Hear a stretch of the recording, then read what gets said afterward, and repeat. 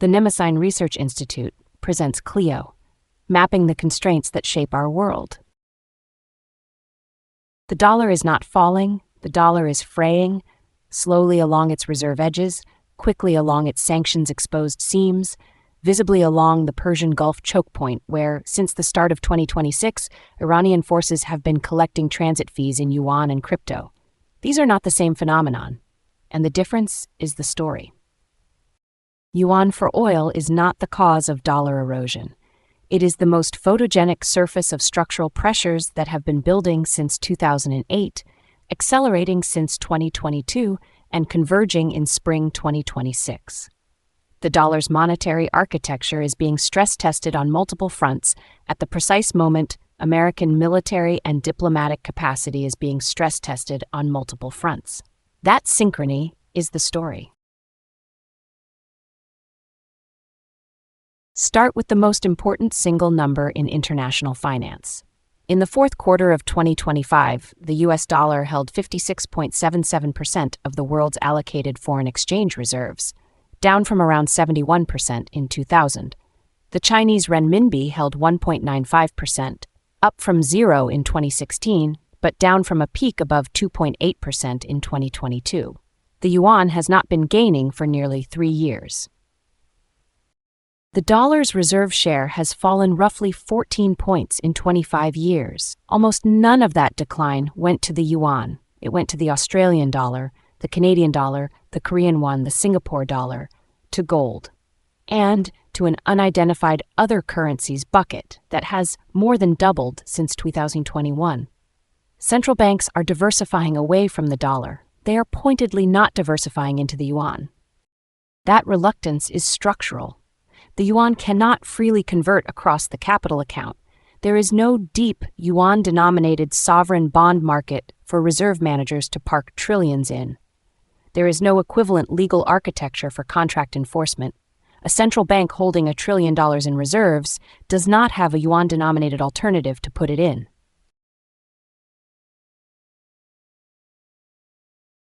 The most visible piece of the story is also the smallest in volume.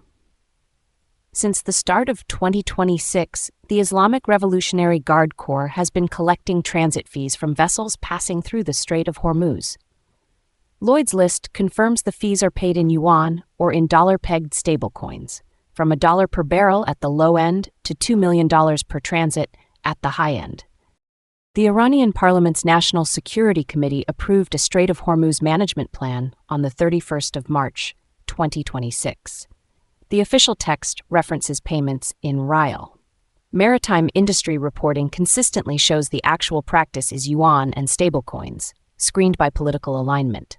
Vessels flagged to sanctioning states either paid dollar equivalents at higher rates, transit under U.S. Navy escort, or are denied passage. The same barrels through the same choke point, priced in different currencies, depending on whose side you're on. This is what bifurcation looks like in microcosm. But notice what Iran did not build. Iran did not build the petro-yuan plumbing. The Shanghai Petroleum Exchange that prices yuan-denominated crude futures opened in 2018. The cross-border interbank payment system opened in 2015. The China-Iran settlement channels were built under sanctions pressure across 8 years. What Iran did in 2026 was point Beijing's existing financial infrastructure at a wartime extraction problem. That distinction matters.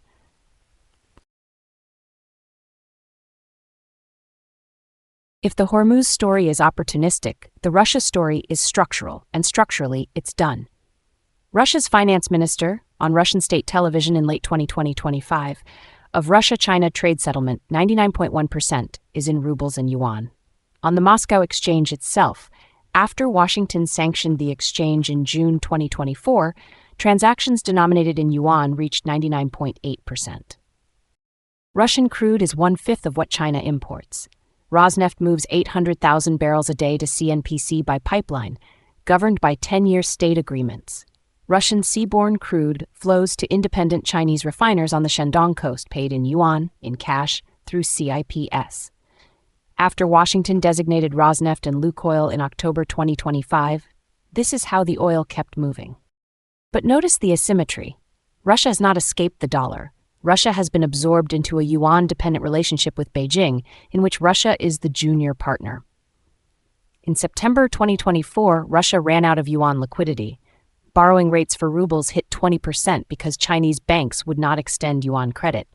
Russia hasn't de-dollarized. Russia has yuanized, at a discount of more than 8%, on every barrel it sells, on terms Beijing dictates.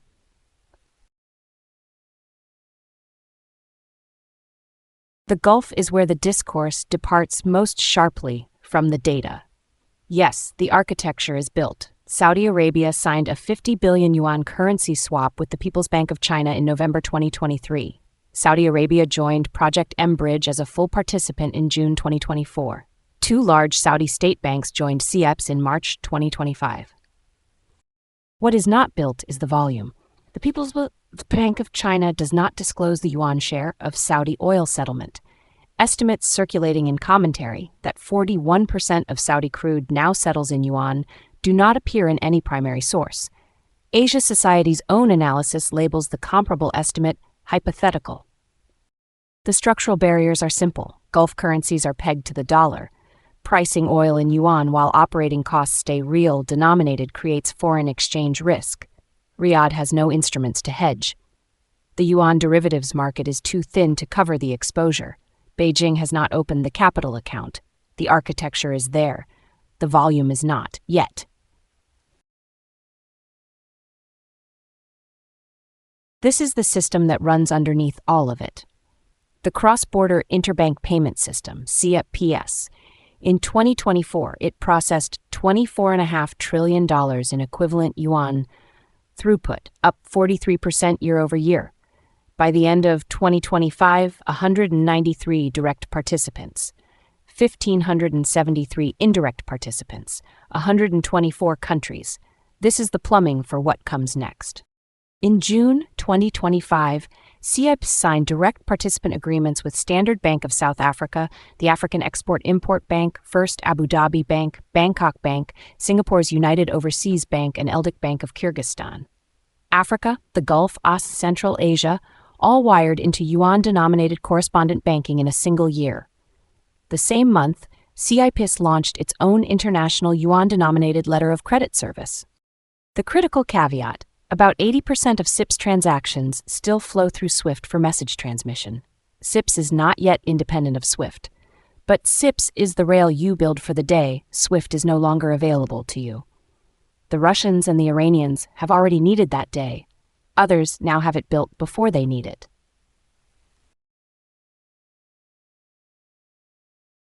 The most underappreciated piece of the architecture is M-Bridge. Project M-Bridge is a multi-CBDC platform, central bank digital currencies, built jointly by China, Hong Kong, Thailand, the UAE, and since 2024, Saudi Arabia. Roughly 4,000 cross-border transactions, $55.5 billion in settled volume. 95% of that volume is in digital yuan. 31 observing central banks, including the New York Fed and the European Central Bank.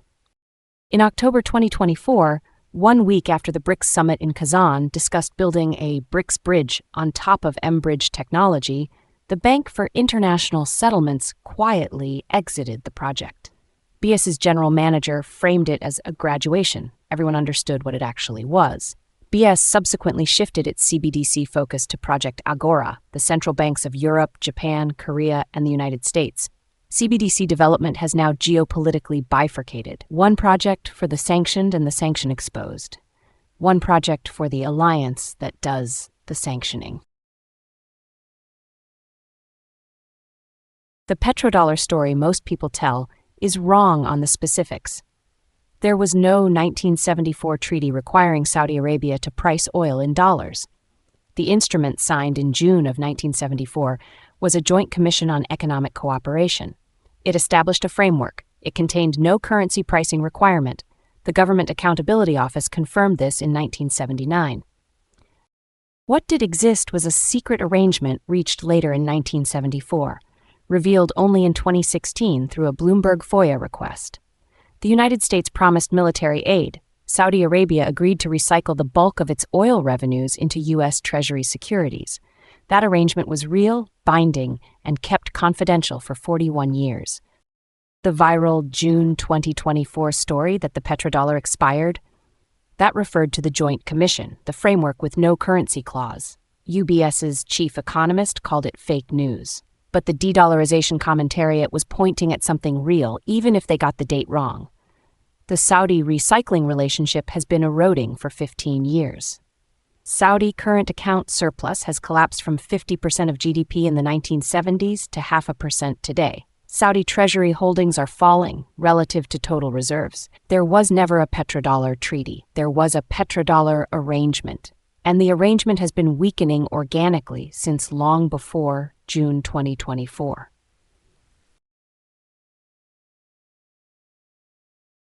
The dollar persists, despite everything, because of structural facts that no treaty can replace. First, the euro-dollar system, an offshore dollar credit system, banks outside the United States lending and borrowing in dollars that the BIS estimates at well over $13 trillion in liabilities. This is a private demand for dollars that operates independently of U.S. policy. It is harder to escape than any treaty. Second, the U.S. Treasury market, $28 trillion outstanding, the deepest, most liquid sovereign bond market in the world. No other market, bunds, Japanese government bonds, gilts, certainly not Chinese government bonds, comes close in tradable depth. Every reserve manager on Earth needs a place to park large quantities of liquid wealth that can be deployed in a crisis. The U.S. Treasury market is the only one that exists at the scale required. Third, the yuan cannot freely convert across the capital account. Reserve currencies require open capital accounts. The PBOC has not opened the yuans, and Beijing has not laid out a roadmap to do so. That single constraint, more than anything Washington has done, is what keeps the yuan out of the major reserve tier. The single most consequential act in modern monetary history was not legislated. In February 2022, the G7 froze approximately $300 billion in Russian central bank reserves. The Russian government had moved them into U.S. treasuries, into euro-denominated assets, into the global custody system, under the same assumption every reserve manager operates under. That holding a reserve currency is a property right, not a permission. February 2022 ended that assumption. The freezing of Russian reserves did not collapse Russia. What it did was demonstrate to every non-aligned reserve manager on Earth that holding dollars exposes them to political risk. And every non-aligned reserve manager began the slow process of building optionality, diversifying into gold, diversifying into small advanced economy currencies, joining mBridge, joining SIPs.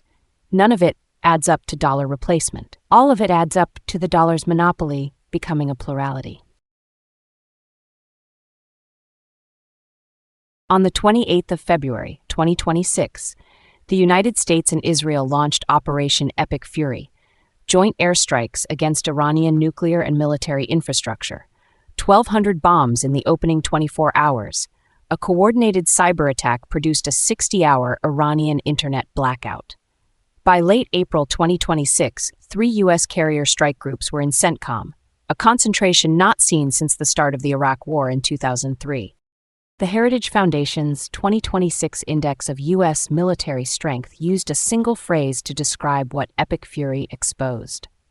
Magazine depth, Patriot interceptors, THAAD interceptors. The munitions are being depleted faster than they can be replaced. The Iran war did not test the carriers against an adversary with over-the-horizon targeting. It tested the magazine. The magazine is the constraint. And before the airstrike started, something else happened that the public reporting undercovered. In late January, several Gulf states quietly refused U.S. base and airspace access for the operation. The United Arab Emirates declined to allow its territory or airspace to be used. The cornerstone of U.S. force posture in the region, the basing architecture built since 1990, is no longer politically reliable. While the carriers consolidated in CENTCOM, another posture was being built on the other side of the world. In the first weeks of 2026, U.S. Delta Force captured Venezuelan President Nicolás Maduro in a raid that killed over 100 Venezuelans and 32 Cuban personnel. The administration declared its intent, its phrasing, to run Venezuela and exploit its vast oil reserves. The same month, an explicit threat against Cuba. The Secretary of State, Cuban-American, warning Havana that the regime should be concerned. Legislation introduced in the U.S. House to annex Greenland and rename it Red, White, and Blue Land. The Director of National Intelligence ordering the CIA, NSA, and DIA to collect intelligence on Greenlandic independence movements. Threats against Colombia, threats against Mexico. Airstrikes in Nigeria in December 2025. The 2025 National Security Strategy gives all of this a name: the revived Monroe Doctrine. Observers have called it the Trump corollary, hemispheric coercion against migration and narco-terrorism with intervention as the enforcement mechanism. 6 simultaneous theaters of active engagement or imminent threat, with a defense industrial base described by the Atlantic Council as about 30% the size of its Cold War peak. At the same time, the alliance underneath all of this is fracturing in ways the Cold War never produced. The Defense Secretary's 2025 memo was the most consequential reorientation since the alliance was founded. Europe, primary responsibility for conventional defense against Russia. The United States, pivoting to deter China. The Hegseth memo did not consult Berlin or Paris or Warsaw. It instructed them. NATO's Hague summit in June 2025 raised the defense spending target to 3.5% of GDP, plus 1.5% for defense-related investments. Some smaller economies cannot meet the existing 2% target. The new target is being demanded simultaneously with American leadership openly questioning Article 5. The European Union's response is the Defense Readiness Roadmap 2030. 150 billion euros in defense loans, 4 flagship initiatives: Eastern Flank Watch, Drone Defense, Air Shield, Space Shield, and for the first time since the 1960s, public discussion of an autonomous European nuclear deterrent. The crisis the alliance has no precedent for is the sovereignty crisis. The largest member of NATO is openly threatening to annex the territory of 2 other members, Canada and Denmark. Turkey maintains a Russian air defense system in defiance of alliance procurement and remains evicted from the F-35 program. Hungary will not consent to operations beyond NATO territory. This is not the alliance that won the Cold War. This is something else. The historical parallel is sterling. In 1899, the British pound was 64% of global foreign exchange reserves. By 1945, after 2 world wars, 30%. By 1990, after decolonization, after Suez, after Bretton Woods, under 5%. The most cited inflection is Suez. The 1956 crisis, when the United States used dollar pressure to force the British out of the Suez Canal and demonstrated that sterling was politically subordinate to the dollar. Sterling's decline took 90 years. It was driven by financial exhaustion, by the loss of empire, by a single demonstrating crisis, and by slow, cumulative trade and financial diversification. Reserve currency status survives long after the imperial reality that built it has decayed, but it does eventually decline. And the decline is punctuated by specific events that show the imperial center can no longer defend the currency politically. 300 billion in frozen Russian reserves, a Strait of Hormuz toll regime priced in yuan, 3 carriers in the Gulf while the magazine empties, a defense secretary's memo telling Europe to defend itself, a president's threat to annex 2 allies' territory. None of these is a Suez moment on its own. The cumulative weight is what matters. The mechanism is a feedback loop. The dollar is universal reserve currency. Universal reserve status makes the dollar the most effective sanctions instrument in history. Each use of the sanctions instrument creates demand among non-aligned states for parallel rails. The parallel rails, SIPs, M-Bridge, bilateral swaps, yuan settlement, are smaller and subordinate, but they grow at every exercise of dollar sanctions. This is the structural condition. The dollar simultaneously serves as the universal reserve and as the universal sanction. There is no equilibrium in which it does both indefinitely. Each act of monetary coercion degrades the monetary primacy that makes the coercion possible. The empire eats itself, slowly, but it eats itself. The realistic scenario is not the dollar collapsing. It is the dollar's monopoly becoming a plurality. A plausible 2040 reserve composition: dollar 40 to 50%, euro 18 to 22, yuan 5 to 12, yen 4 to 6, gold and small currencies 15 to 20. This is a meaningfully different world than today. It is not the world the de-dollarization commentary describes. Full yuan reserve currency status by 2050 would require Beijing to liberalize the capital account, build a yuan-denominated bond market with comparable depth to U.S. Treasuries, accept the macroeconomic discipline that reserve status imposes, and overcome the political risk concerns that have kept the yuan flat at 2% of reserves. That is a 15 to 30-year project, assuming Beijing actually wants reserve currency status. There are good reasons to think Beijing does not. The bigger question is what the United States does in the meantime. Whether Washington recognizes that the simultaneous front's posture, the sovereignty threats against allies, the sanctions weaponization, and the magazine depth problem are not separate crises. They are the same crisis seen from different angles. The condition is structural. The condition has a name. The condition is imperial overextension. The dollar is not falling. The dollar is fraying, slowly along its reserve edges, quickly along its sanctions-exposed seams, visibly along the Persian Gulf choke point. The architecture of the next system is being built one yuan-denominated swap line, one CIPS participant, one M-bridge transaction at a time. None of it is escape velocity. All of it is optionality. The empire is not collapsing. The empire is overextending. 3 carriers in the Gulf, a defense secretary telling Europe to defend itself, a president threatening 2 allies' territory, a magazine that empties faster than it refills. The 2 stories are the same story. Reserve currency status was always backed by something more than economics. It was backed by the imperial reality that built it. That reality is fraying. The currency is fraying with it.